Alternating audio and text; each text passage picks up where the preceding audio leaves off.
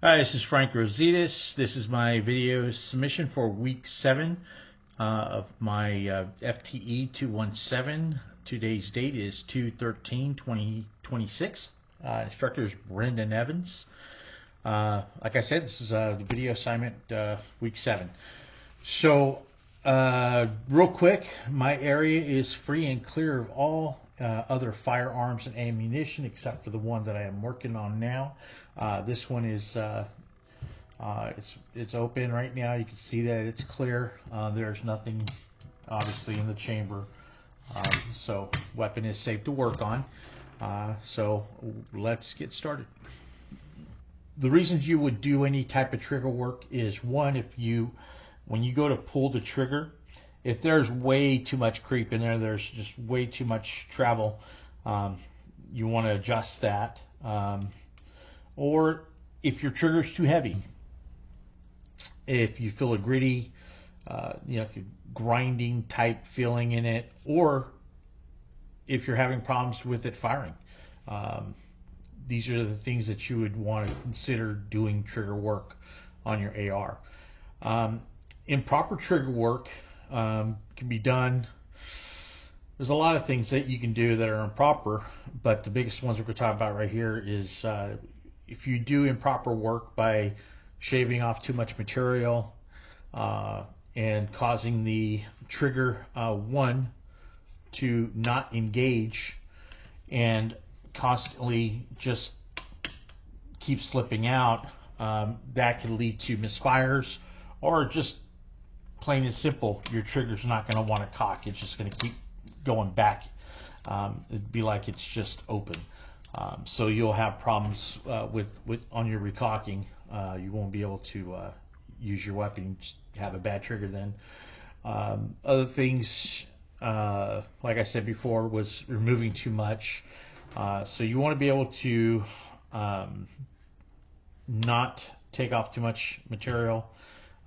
That's improper work, because then it lessens the trigger pull and can lead to misfires and other types of things. But the biggest thing is the misfiring, because that can lead to dangers as far as somebody gets shot, you shoot yourself.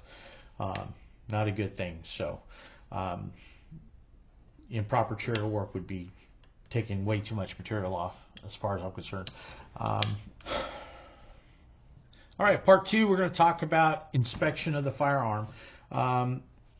Detailed inspection. What are we looking for?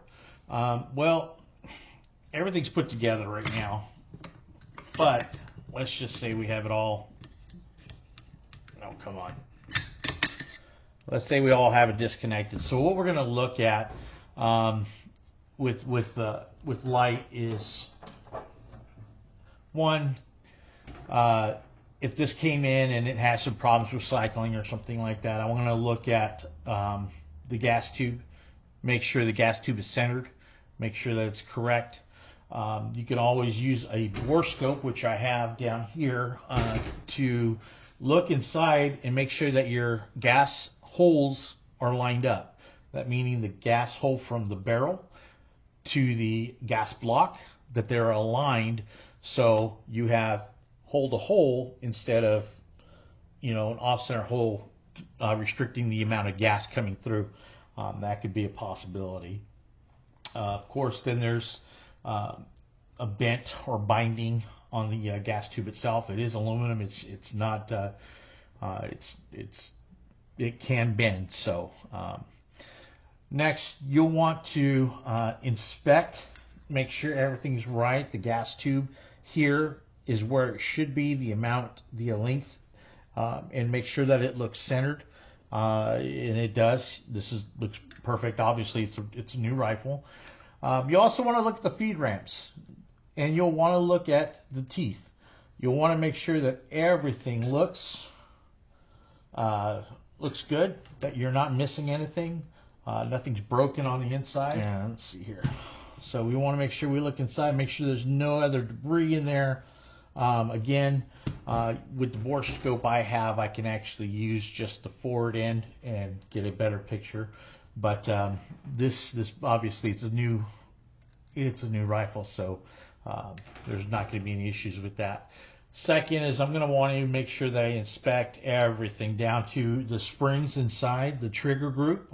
I want to make sure they're all pointed the correct direction. Make sure all the springs are working.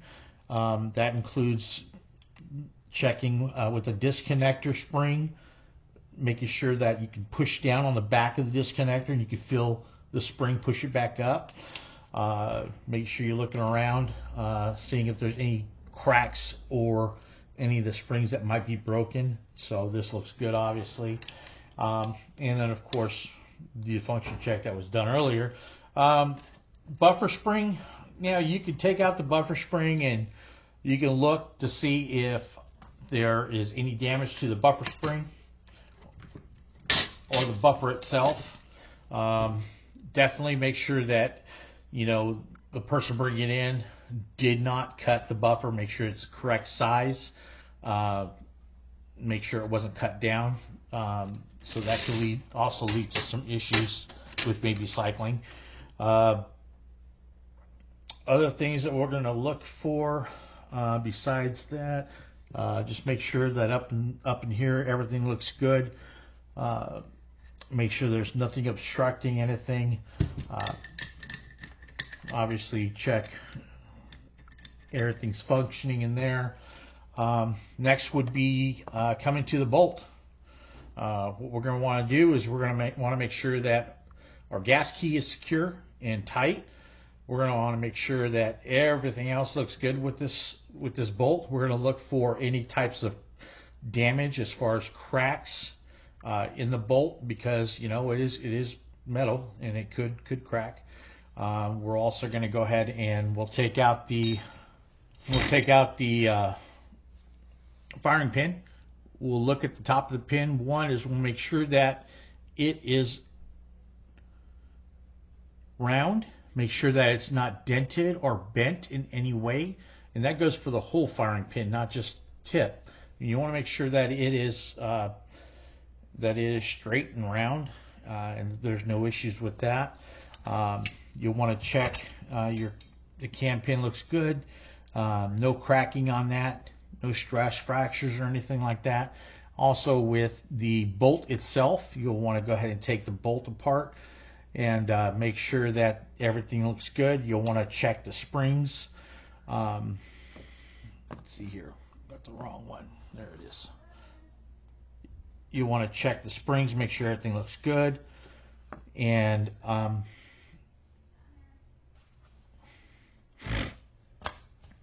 here we go. Make sure the springs look good, everything looks good inside. There's nothing fouling up in the inside. And then we're also going to want to check our ejectors, and we're going to want to check the teeth of the bolt. Make sure that all these are good. Make sure that there's no cracks. Make sure there's no excessive wear. So that's what we're looking for, okay? We're also looking for, down in here, we're looking at the gas rings to make sure everything's fine. Make sure they're all intact. Make sure they're moving around. When you're inspecting the weapon, just be as thorough as possible. Look at everything that you can possibly look at. So, part 4, we're at part 4 now. Easiest and the most difficult part. Let's say easiest to repair or any alterations. Easiest for me, trigger. You can take out this trigger, put a drop-in trigger, easy, no problems at all. Make sure you just get the right trigger. Hardest, I think, would be for me right now, would be having to do with polishing up the feed ramps, things like that, or any type of repair to the chamber. This concludes my week 7. So I hope I'm always going over on time. So I hope I did everything correct, and we'll see you on week 8, our last week. Thank you.